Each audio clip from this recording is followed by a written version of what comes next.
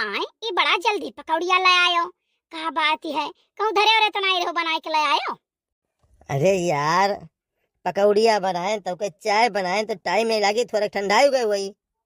अच्छा तो चाहिए बनायो तो लायो, कहे नहीं जाओ चाय लेके आओ जाओ। जाए खाली पकौड़ और एक जग पनियो लिखे आयो।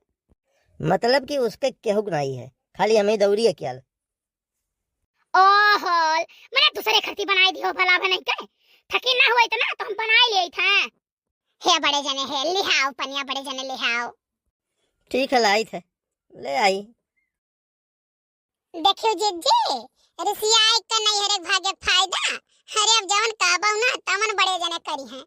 हां तब बिना बताए नहीं हरे भागे का ई फायदा है। अब जैसे भौजी आवे ना तैसे हम बताई दे कि जैसे कोनो बात हुई बड़की अम्मा कुछ बोली है या क्यों कुछ बोली तो नहीं हरे भाग लियो।